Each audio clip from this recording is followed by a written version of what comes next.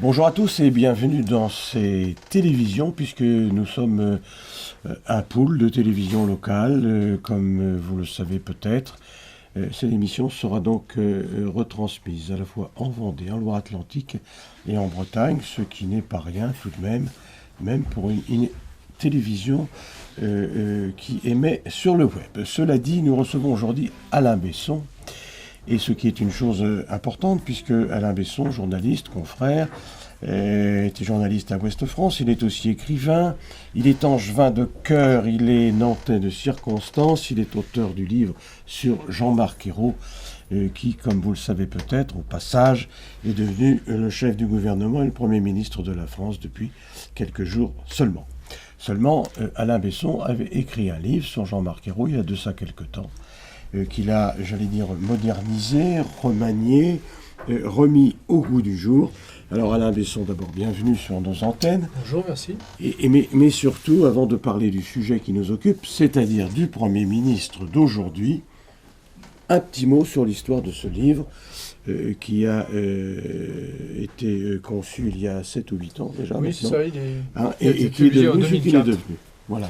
Oui, alors l'histoire de ce livre, bien évidemment, c'était une biographie de Jean-Marc Ayrault, le député maire de Nantes de l'époque, qui était également président du groupe socialiste à l'Assemblée nationale. Mais c'était aussi une petite histoire du Parti socialiste, et notamment de cette génération que Jean-Marc Ayrault symbolise d'ailleurs parfaitement, qui est la génération d'Épinay, la génération du Congrès d'Épinay. Le Congrès d'Épinay, c'est juin 1971, sauf erreur de ma part, et la mutation de la vieille SFIO. Alors, il y a un intermédiaire, il y a un intermède, nouveau Parti socialiste. La mutation de la vieille SFIO, on a un nouveau parti politique qui va jouer quand même un rôle très important. En gros, intitulé PS. Intitulé PS, voilà. Et dont François Mitterrand va prendre le contrôle, la direction, avant de devenir président de la République en 80. Voilà.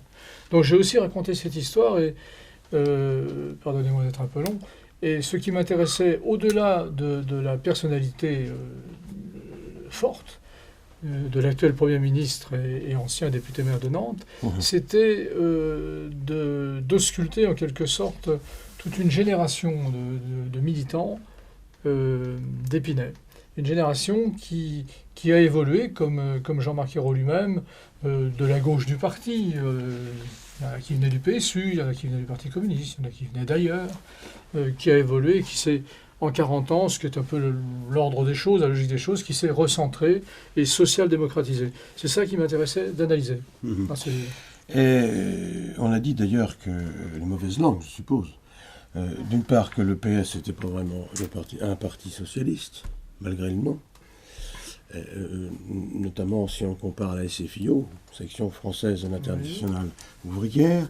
On a dit aussi que votre livre, je le dis tout à fait tranquillement, fort bien écrit d'ailleurs, était plus une hagiographie qu'une biographie de Jean-Marc. Eh bien, à ma connaissance, personne ne l'a dit. Hagiographie, très franchement, à l'époque, en 2004, j'ai eu pas mal de critiques à Paris, des critiques plutôt favorables, enfin, c'est comme ça. J'en ai eu en province aussi. Personne n'a parlé de la géographie. Un homme comme Daniel Bernard, je crois, chroniqueur assez caustique de l'hebdomadaire Marianne, avait parlé de livres empathiques mais sans excès. Donc on n'a pas employé à mon égard le mot d'hagiographie. Et j'ai bien pris garde de ne pas tomber dans ce piège, car c'en était un. Oui, je témoigne d'ailleurs personnellement que, en effet, ce n'est pas une hagiographie, mais il fallait que ce fût dit. Que ce fût dit. Avec un accent circonflexe. Voilà. Alain Besson, 400 pages. 430. Oui, en plus, vous voyez, j'étais modeste. 430 pages autour de Jean-Marc Ayrault. Oui. Dites-moi, c'est un monument, c'est un pic, que dis-je, une péninsule. Un roc. Oui, un roc. Non, effectivement, c'est un gros livre, il y a pire, il y a des livres de 800 pages. Oui, d'accord, sur Napoléon, mais oui. Pas sur Jean-Marc Ayrault, oui, donc alors 430 j'ai bien pages. mis Jean-Marc Ayrault, le Parti Socialiste et les militants. Hein, voilà. Il y a un travail de recherche derrière ce bouquin. Bon. Ben oui, j'ai fait un peu long. C'est sûr que 200 pages aujourd'hui serait plus facile à vendre que 400. Ça suppose de la part de lecteurs des gens un peu motivés. Bon. Eh bien, écoutez, il y avait de la matière. 430 pages. Alors, bon, on va peut-être le présenter physiquement, ce livre. Une jolie jaquette, comme on dit dans le métier, hein, une belle couverture en couleur. Et puis alors, juste une petite précision, le livre, l'ancêtre en somme, de celui-ci, s'appelait Jean-Marc Ayrault, une ambition nantaise. Oui. Celui-ci s'appelle Jean-Marc Ayrault, une ambition raisonnée. Qu'est-ce que vous voulez dire par raisonner? Alors, ambition. Vous voulez dire qu'il est raisonnable, le Premier ministre? Oui, il y a raison dans le mot raisonner. Ben ambition nantaise, c'était avec 3 points de suspension. Ça laissait supposer que, au-delà de Nantes, le livre était paru en 2004, le premier, hein, le second vient de paraître il y a un mois. Ça supposait qu'au-delà de ses responsabilités nantaises, on pouvait supposer, c'est ce qu'écrivaient beaucoup de journalistes politiques à l'époque, qu'il avait un avenir national, notamment un avenir de ministrable. Ça fait 20 ans qu'un peu tout le monde l'écrivait. Donc c'est nantaise, 3 points de suspension. Ambition raisonnée, c'est une expression que j'ai empruntée, et je le dis, hein, car je n'ai pas l'habitude de piquer leurs idées aux autres. C'est bien. Ce qui n'est pas le cas de tout le monde. C'est vrai, aussi. On en reparlera peut-être. Ambition raisonnée, c'est une expression de Jean-Christophe Cambadélis, député socialiste, que j'avais rencontré donc, il y a une dizaine d'années. C'est un mot qu'il avait employé et j'ai trouvé que ça dépeignait assez bien le look, si j'ose dire, du nouveau Premier ministre. Un homme sobre des faits, ce qui, je crois, plaît aux gens aujourd'hui. Il y a un besoin de sobriété. Et raisonnable, oui, certainement. Oui. Vous parlez de... C'est pas tout à fait le propos du livre, mais vous parlez de Jean-Christophe Cambadélis. Oui. Peut-être pour les gens qui nous regardent, seront-ils intéressés de savoir, c'est une anecdote, que Jean-Christophe Cambadélis vient d'un parti trotskiste où il est parti avec 200 militants pour rejoindre à l'époque le PS. Donc oui, alors il n'est pas le seul. Hein. Tout à l'heure, je disais que le nouveau parti socialiste d'Épinay, le PS, vous disiez, dont Mitterrand prend le contrôle un petit peu de justesse grâce à Pierre Mauroy. Le PS est constitué de strates comme ça, de militants venus... de droite et de gauche. De droite, peut-être pas, mais... de la gauche catholique à une certaine époque, et puis de la gauche multiple, des anciens du PSU également, et des anciens trotskistes, il y en a également.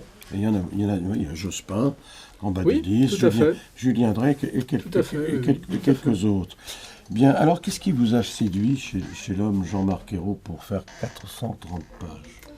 Alors ce qui m'a séduit, au départ, c'est le mystère que dégageait sa personnalité. Un mystère qui repose sur le fait que c'est d'abord un homme qui avait réussi politiquement. Il n'a jamais été battu. Il entre en politique à l'âge de 26 ans comme conseiller général de Saint-Herblain. Oui. L'année suivante, il bat Michel Chauty, maire de Saint-Herblain. Il devient maire de la commune. Il devient maire de Saint-Herblain à 27 ans. Il fera 2 mandats. Et en 89, il est maire de Nantes, député maire de Nantes. Et il bat à nouveau Chauty, Alain. Et il bat de nouveau. Car Chauty, entre-temps, est devenu maire de Nantes. Il ne le bat pas tout à fait parce qu'en 89, Michel Chauty n'était plus candidat à sa propre succession. C'est vrai. C'est Daniel Augereau que Jean-Marc Ayrault a battu à l'époque. Il a battu les deux, quoi. Donc le personnage était intéressant parce que, je l'ai dit tout à l'heure, il était symbolique de cette génération d'Épinay. Il réussissait. On ne peut pas nier, sans tomber dans la géographie, cher confrère, qu'il a plutôt réussi à Nantes. Je doute qu'on soit réélu 4 fois maire d'une ville sans avoir un peu réussi quand même, quoi. Donc c'est ça qui m'intéressait. Et puis le mystère qu'il dégageait. Et au final, à l'arrivée, il n'y a pas de mystère. C'est un homme qui a des qualités et des défauts, comme nous tous. Il a des défauts, bien sûr. Il a aussi des qualités. Mais je crois que c'est un homme naturel.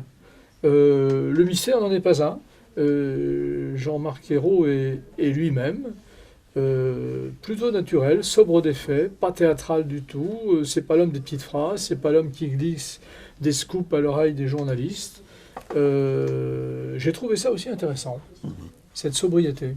En tout cas, c'est original. Et ce talent. Chez un homme politique, de ne pas glisser des petits scoops c'est vrai. à l'oreille de c'est folie une des raisons, de c'est tout poil. c'est une des raisons pour lesquelles, souvenez-vous, il y a encore 2 mois, c'est un petit peu en train d'évoluer, il était si méprisé par nos amis journalistes parisiens, qui sont des grands champions du mépris pour certains d'entre eux, parce qu'il était quand même depuis 15 ans président du groupe socialiste à l'Assemblée nationale. C'est pas n'importe quoi. Ça vous donne une connaissance de l'appareil d'État qui n'est pas celle de monsieur et madame tout le monde. Mais il était méprisé parce que, justement, il ne caressait pas les journalistes parisiens dans le sens du poil. Je le répète, il a sans doute d'autres défauts, mais il n'a pas celui-là. D'ailleurs, à ce sujet, Alain Besson, parlons des confrères un instant. Il y a eu en effet un Carteron, on va dire ça comme ça, il y en a peut-être eu 5 ou 6. Carteron, c'est 20. Hein. Mais oui, mais il y en a peut-être un peu plus. C'est un Carteron. Un Carteron de confrères qui n'ont pas marché, enfin qui n'ont pas suivi, qui n'ont pas relégué le livre sur Jean-Marc Ayrault, voire même qu'ils l'ont un petit peu.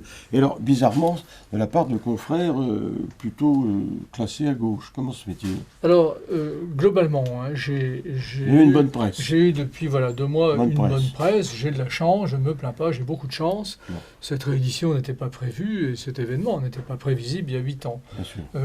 Donc j'ai vraiment eu une très bonne presse locale, régionale et nationale. Bon. Le Nouvel Observateur, plusieurs fois, Paris Match, Parisien Libéré, les télévisions, TF1, la 2, la 3 plusieurs fois, les radios, Europe 1, RTL, France Inter, ça. Donc vraiment, je ne me plains pas. Il y a effectivement... Vendée Web TV, TV Bremen, télévision de Redon, etc. Donc, je suis un auteur heureux sur ce plan-là. Il y a pas de Vous n'avez pas eu Télévendée? Non, il n'y a pas eu de pleurnicherie. Il n'y a pas de pleurnicherie de ma part. Il y a juste une observation, effectivement, qui n'est pas inintéressante à faire, parce que là, il y a, je crois, un vrai problème qui va bien au-delà de ma petite personne.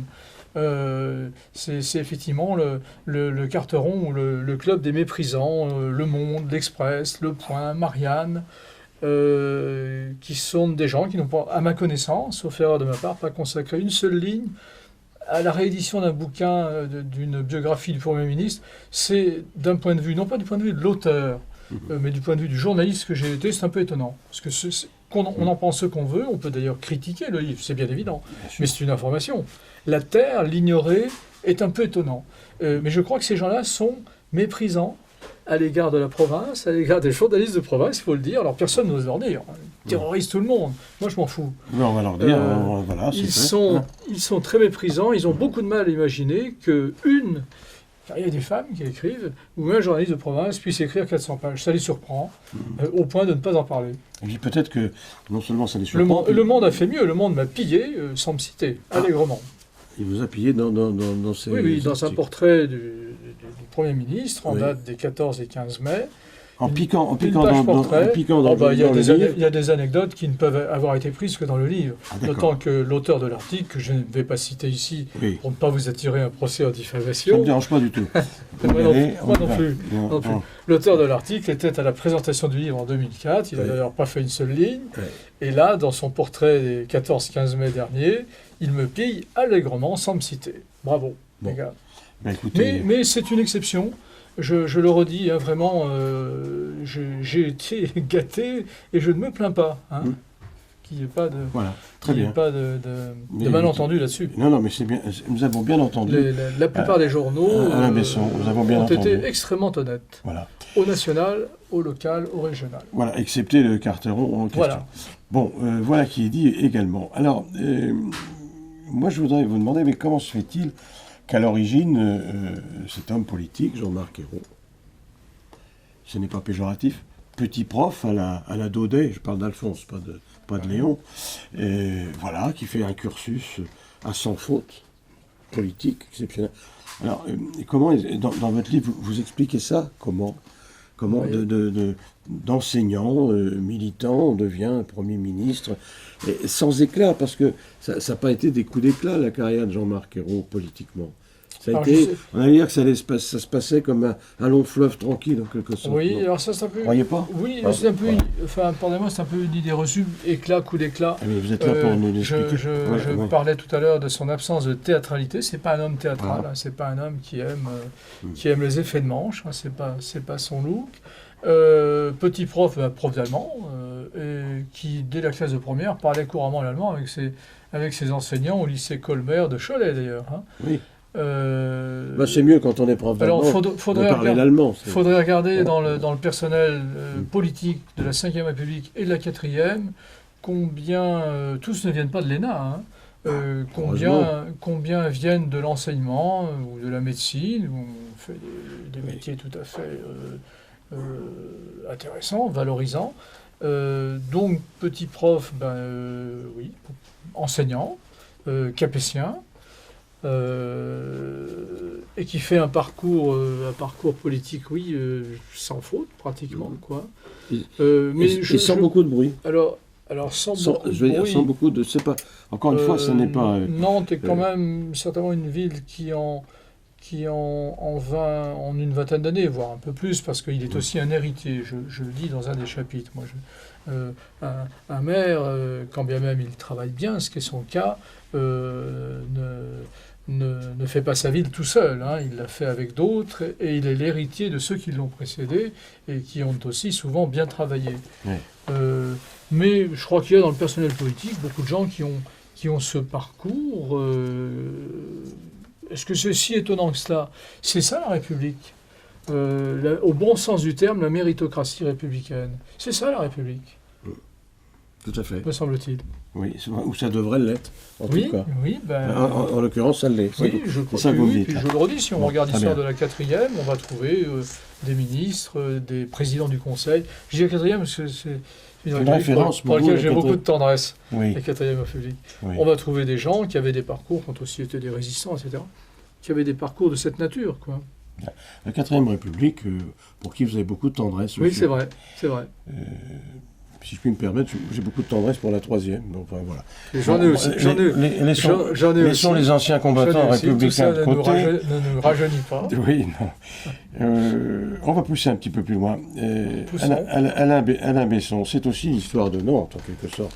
Oui. Et l'histoire de la politique nantaise, ce livre sur Jean-Marc Ayrault, puisque on part de loin, je veux dire, du point de vue de la date.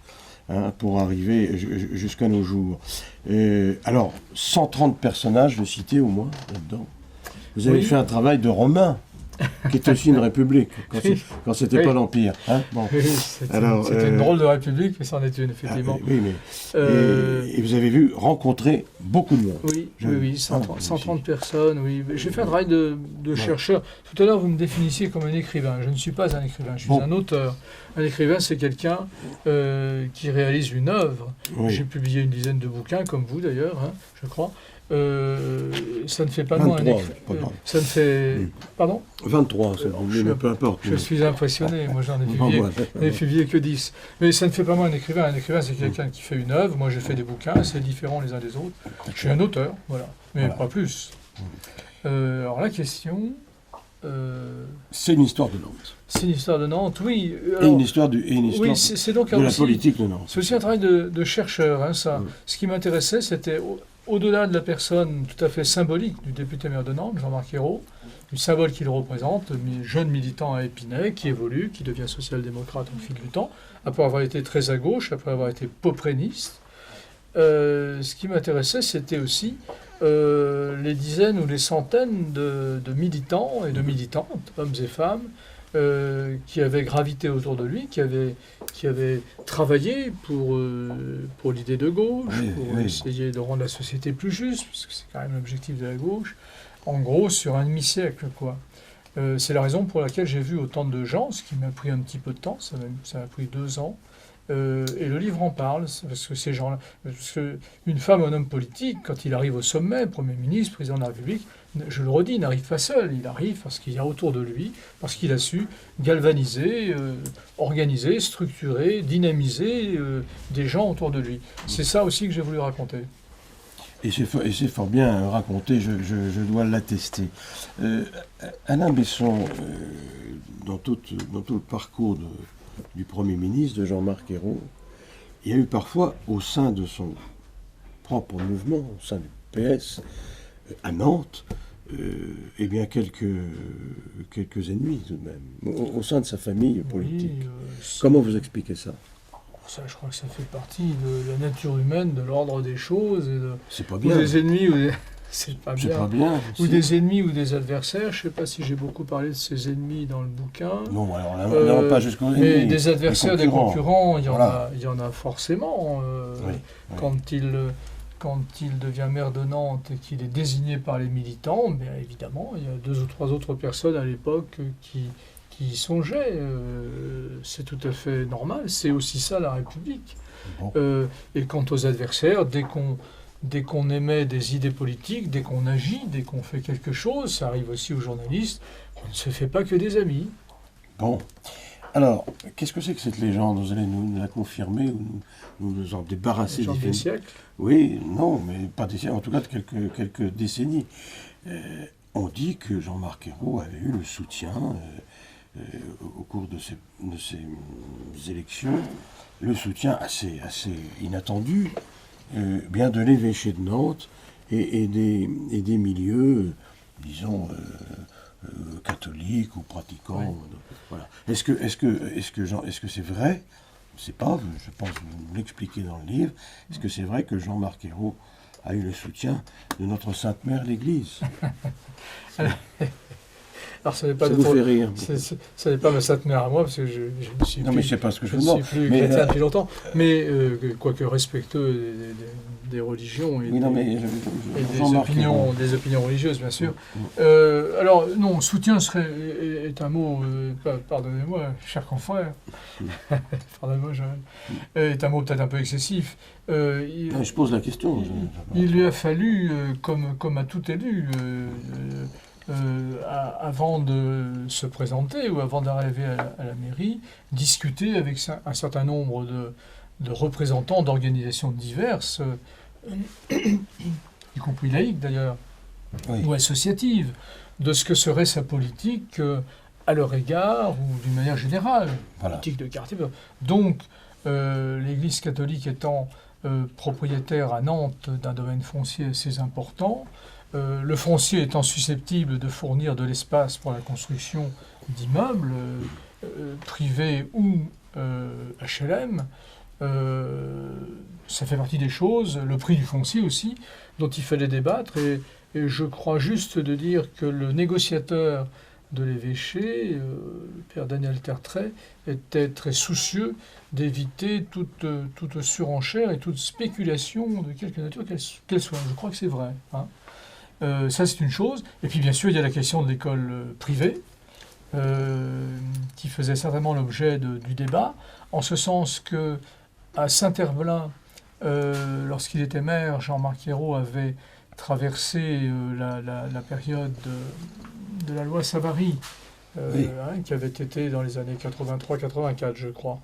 Un projet de loi qui visait à nationaliser en quelque sorte l'école privée. Ça ne s'est pas fait, il y a eu beaucoup de grandes manifestations de la droite notamment, et pas seulement. Le projet a été écarté par Pierre Mauroy et par François Mitterrand. Jean-Marc Ayrault était très engagé, je crois, autour du projet Savary, et très partisan et très laïque, comme maire de Saint-Herblain. Il est toujours laïque, mais arrivé à Nantes, compte tenu de ce qu'est Nantes, du poids à Nantes de l'enseignement privé, il fallait qu'il discute avec les représentants de ces institutions. C'était dans l'ordre normal des choses. Il a discuté certainement avec d'autres représentants d'autres institutions culturelles, laïques, associatives, je le redis. C'est dans l'ordre des choses, me semble-t-il. Oui, voilà. Après, on en pense ce qu'on veut. On verra des informations dans le bouquin. Et chacun est libre d'en penser ce qu'il veut, bien sûr. Mais il n'a pas eu le soutien de l'Église catholique, ça c'est tout à fait inexact. C'est tout à fait inexact. Oui. Bon, c'est la question que nous avons évacuée, puisque elle nous est assez souvent posée. Alors maintenant, ces rapports avec le monde du travail, je pense les organisations syndicales. Oui. Est-ce que tout ça a très bien fonctionné entre Jean-Marc Ayrault et les organisations susdites? Je crois me souvenir, parce que je n'ai pas appris mon bouquin par cœur, je vais vous faire un aveu, je l'ai relu ces dernières semaines. Vous l'avez écrit déjà. Oui, mais que ne peut pas dire tous les auteurs. On oublie, oui, ça je l'ai écrit, il n'y a pas doute. Mais on oublie ce qu'on a écrit, bien sûr, le livre avait 8 ans, ce siècle avait... Ce siècle avait 8 ans. Oui. La réédition comporte une partie réécrite, effectivement, réactualisée. Les rapports avec les syndicats, ça fait partie aussi, ça, de ce qu'un homme ou une femme de gauche doit aborder avant de se présenter à une élection. Je crois me souvenir qu'un de vos amis prestigieux, d'ailleurs par le talent, mais tous les syndicalistes de l'époque avaient beaucoup de talent, hein, oratoire notamment, et pas seulement. Je pense à Alexandre Hébert, interrogé sur le sujet, et je l'ai rencontré, et vous le connaissez bien, c'était un de vos amis. Était tout à fait opposé à la candidature, par exemple, de Claude Évin. Oui. Hein, il avait fait connaître son opposition à la candidature de tel ou tel autre. Et s'agissant de Jean-Marc Ayrault, donc Alexandre Hébert était leader du syndicat Force ouvrière. S'agissant de Jean-Marc Ayrault, de mémoire, je crois qu'il avait parlé de neutralité bienveillante. Par ailleurs... Parlez-moi des autres organisations syndicales. Alors les autres organisations syndicales, oui. Avec la CGT... je ne suis pas sûr qu'il y ait eu beaucoup de discussions ou de négociations, mais la CGT est un syndicat important au sein de la municipalité nantaise, et il a certainement fallu donner des gages de bonne volonté. Je pense qu'ils ont été donnés. Au demeurant, d'ailleurs, le Parti communiste était partie intégrante de la liste Ayrault de 89, oui. Et il était secret pour personne qu'il y avait à l'époque, moins sans doute maintenant, quelques liens entre le Parti communiste et la CGT. Oui, j'allais vous dire pourquoi je vous interroge sur les syndicats. Vous me répondez CGT. J'ai commencé par FO. Et vous allez après au Parti communiste. En parlant de la CGT, on va pas jouer les innocents. Là. Le PC était dans la liste de 89 de Jean-Marc Ayrault, et on sait bien qu'il y a 20 ans, je l'ai dit, ça a évolué aujourd'hui. Hein. Mais il y a 20 ans, les liens étaient très forts, ou 30 ans, entre le PC et la CGT. C'est un secret pour personne. Et puis avec la CFDT, je crois qu'il y avait des liens assez forts aussi. Beaucoup de militants CFDT étaient membres du Parti socialiste. Je me fouille. Et Gilbert Declercq, si ma mémoire est bonne, clôturait la liste d'ailleurs symboliquement. Gilbert Declercq qui était un responsable de la CFDT. Leader de la CFDT à l'époque. Bon, donc tout va bien, on va poursuivre un petit peu, Alain Besson. La politique culturelle de Jean-Marc Ayrault, oui. C'est quand même quelque chose d'assez particulier et d'assez remarqué, voire, peut-être allez-vous nous le dire ou pas, remarquable. Oui, hein? Oui, j'ai parlé dans le livre d'intuition culturelle. Je pense que Jean-Marc Ayrault, aidé en cela par Yannick Guin, par Jean Blaise, par d'autres aussi certainement, hein, au sein du PS, avait compris cette idée gramscienne. Alors Gramsci est un leader, et le leader du Parti communiste italien dans les années 20, 30, 40, enfin. Il a passé une grande partie de sa vie en prison, d'ailleurs, sous la dictature de Mussolini. Et Gramsci, qui est un marxiste très ouvert, hein, ça n'est pas un marxiste sectaire, fermé, avait développé toute une thématique sur le lien qui existait, selon lui, et je crois qu'il n'avait pas tort d'ailleurs, entre la culture, la politique et l'économie. Hein. Et je pense que, entre parenthèses, c'est une parenthèse, 50, 60 ans après, Philippe de Villiers a développé une thématique un peu semblable, mais à la droite de la droite, quoi, hein. Mais une thématique un peu semblable, à savoir que pour arriver en politique, dans les années 90-2000, il fallait s'intéresser à la culture et avoir une politique, une dynamique culturelle forte. ce que j'ai appelé l'intuition culturelle. Jean-Marc Ayrault a pigé ça et la communication d'ailleurs, car ça va de pair souvent.